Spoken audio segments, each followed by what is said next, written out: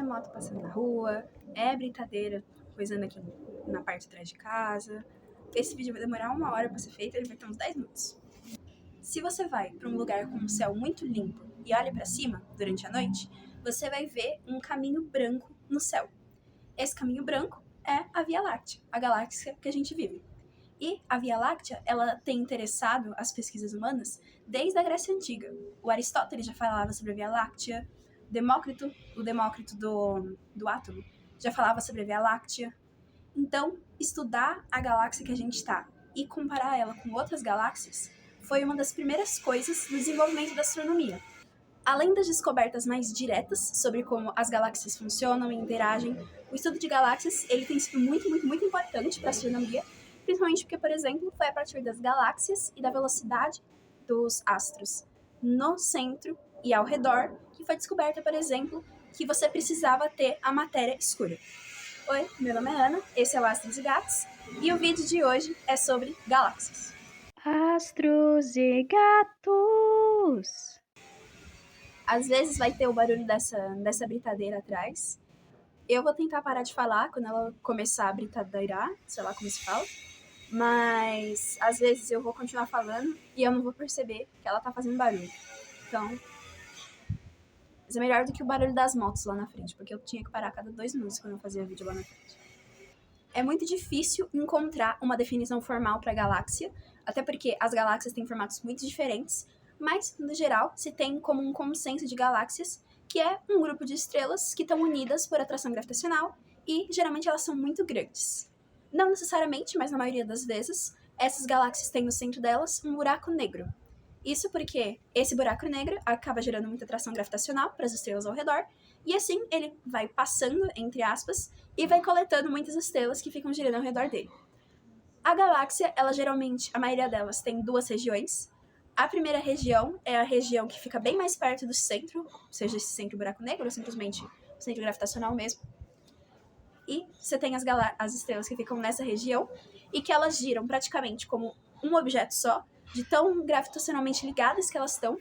E você tem as estrelas que estão no disco, que essas sim ficam mais afastadas, tanto do centro quanto umas das outras, e por conta disso, aí sim, elas giram com aquela velocidade tradicional. Existem alguns critérios para avaliar o formato das galáxias, e, de novo, como é um estudo muito antigo, esse estudo de observar as galáxias e tal, existem muitos critérios separados, mas aqui eu vou usar o mais famoso, que é o critério do Hubble. Apesar de, na época, ele tentar ter feito essa sequência para entender um pouco como é a evolução das galáxias com o tempo, hoje em dia a gente sabe que esse critério é puramente morfológico. Ou seja, que muitas vezes o formato de uma galáxia não te diz muito sobre a história dela ou sobre como vai ser o futuro dela.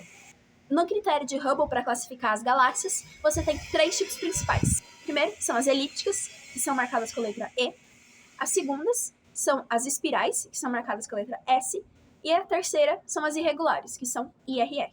E dentro das espirais, você ainda tem 2 subtipos, que são as espirais normais e as espirais barradas. Já o diagrama de Hubble é um diagrama, igual o nome diz, para tentar colocar em uma ordem mais cronológica na época, só que hoje em dia é mais um jeito mais fácil de classificar, para poder entender como é a evolução dessas galáxias.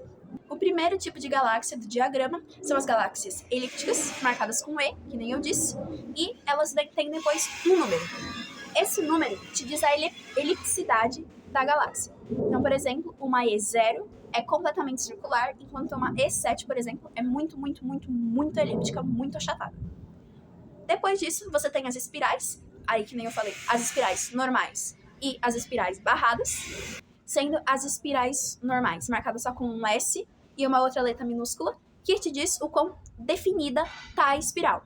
Algo que fica bem melhor se você ver no diagrama. Então, por exemplo, uma espiral SA é bem menos definida do que uma galáxia espiral SC, por exemplo. Já as espirais barradas são marcadas com SB e depois o subíndice. Só que, do mesmo jeito, se você tem SB Azinho, ela é bem menos definida, as espirais, do que uma SBCzinho, por exemplo. E as irregulares, como o próprio nome diz, não tem uma organização muito clara, não tem um formato muito claro. E você também tem essa medição em números, para saber o quão desorganizada, entre aspas, é a galáxia. Além disso, existe um outro tipo que às vezes as pessoas se referem, mas que não está na classificação do Hubble, que são as galáxias lentilhares. Essas galáxias lentilhares têm o disco central, que geralmente tem nas galáxias espirais, então você tem uma região central muito bem definida, e ao redor você não tem as espirais, ou seja, elas têm um núcleo muito parecido com os núcleos de galáxias espirais, mas não tem as espirais propriamente ditas. Então, essas galáxias são comumente referidas como galáxias lenticulares. Outra coisa importante para estimar como é uma galáxia é você saber quão distante essa galáxia está. Se usar uma combinação do módulo de distância com a correção para poeira interestelar e a correção para vermelhamento, que tem nesse vídeo, se eu descobrir como se põe o card, eu deveria descobrir como se faz isso, mas enfim. Só que esses valores, eles acabavam meio esquisitos, eles não faziam sentido em ordem de grandeza às vezes mesmo. E justamente uma das questões importantes do porquê as galáxias são importantes para a astronomia atual é que, por conta delas, foi descoberta a expansão do universo. A lei de Hubble, ela foi uma lei descoberta empiricamente e que depois se provou teoricamente, mas ela foi uma lei descoberta empiricamente por conta da velocidade que as galáxias pareciam ter. A lei de Hubble te diz que a velocidade da galáxia é proporcional por uma constante que foi batizada constante de Hubble, em homenagem ao Hubble, que fez essas medições. Essa velocidade é proporcional à distância. Ou seja, se uma galáxia está ao dobro de distância da Terra, ela vai se afastar com o dobro da velocidade. Muitas vezes, você pode fazer o caminho contrário, porque, como eu falei, estimar a distância das galáxias por meio do módulo de distância acaba não sendo tão bom. O módulo de distância ele é muito melhor para estrelas dentro da própria Via Láctea. Mas, por conta de vários efeitos de segunda ordem que, em distâncias de muitos parsec, acabam influenciando muito, é melhor, para você medir a distância até uma galáxia, você usar justamente esse efeito das galáxias estarem se afastando. Nele, você mede a velocidade por meio do efeito Doppler, que eu vou fazer um vídeo depois sobre efeito Doppler para a luz, porque é bem mais complicado do que para o som. Mas você mede a velocidade por efeito Doppler, e com essa velocidade, e sabendo, entre aspas, o valor da constante de Hubble, você encontra a distância. O ponto principal é que por muitos anos, essa constante de Hubble não pode ser medida com confiabilidade muito grande.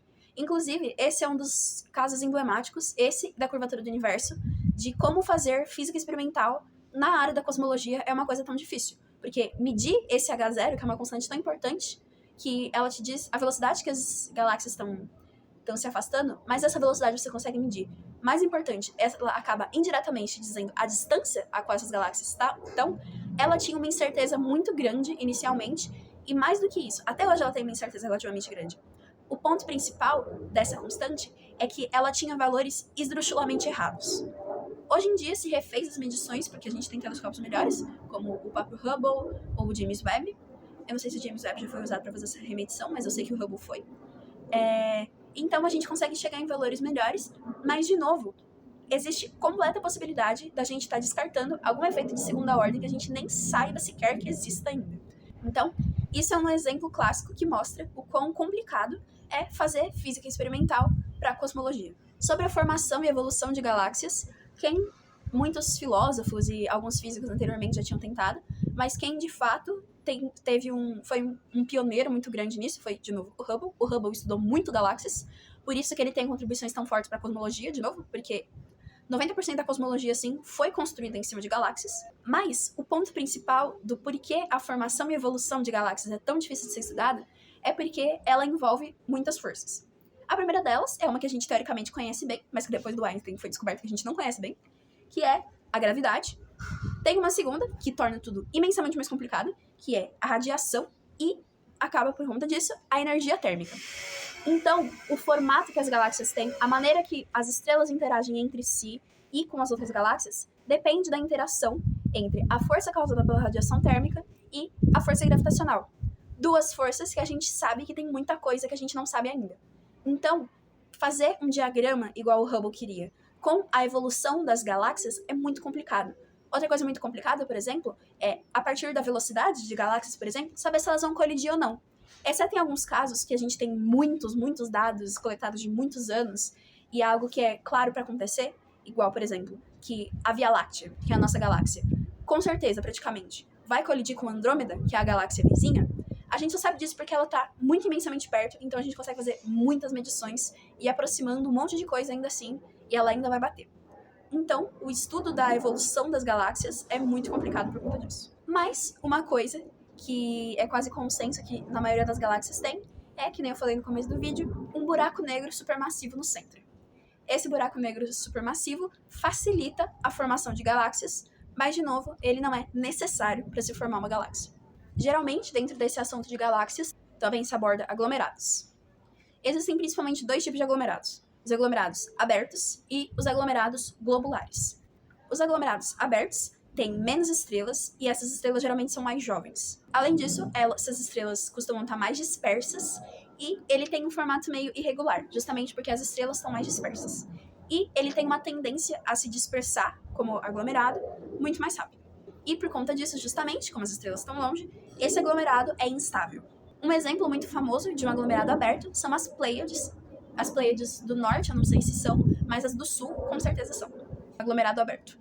Já os aglomerados globulares, em oposição aos aglomerados abertos, então dá pra já deduzir umas características a partir daí. Por exemplo, que as estrelas são muito mais velhas, elas têm centenas de milhões de anos. A característica principal dos aglomerados globulares é que eles são muito mais densos, então as estrelas estão muito mais ligadas gravitacionalmente, e isso faz com que eles sejam aglomerados muito mais estáveis. Além disso, por conta dessa proximidade e atração gravitacional, esses aglomerados tendem a ser mais esféricos, por isso globular, porque ele parece um globinho, e eles tendem a ser mais regulares também. Então, a distância entre as estrelas é bem menos bagunçada do que num aglomerado aberto, por exemplo. E um exemplo, também no hemisfério sul, de um aglomerado globular é Ômega Centauri, que se você coloca no telescópio, e for um telescópio mais ruimzinho, entre aspas, você vê como uma estrela. Mas com o seu telescópio mais poderoso, você consegue ver que é um aglomerado globular. E foi isso por hoje. Eu espero que a Maquita não tenha... Não sei se isso é uma Maquita, sei lá o que é uma Maquita. Mas eu espero que esse barulho não tenha perturbado tanto o vídeo. Eu resolvi que eu vou mudar o cenário, primeiro porque aqui tem sol é bonito e tal. E segundo, porque quando eu ficava no outro lugar, toda hora eu tinha que parar por conta de moto passando. Então, eu acho melhor fazer aqui, porque aí mato 2 coelhos com uma cajadada só. É isso. Curtam e compartilhem se vocês gostarem do vídeo. E é isso.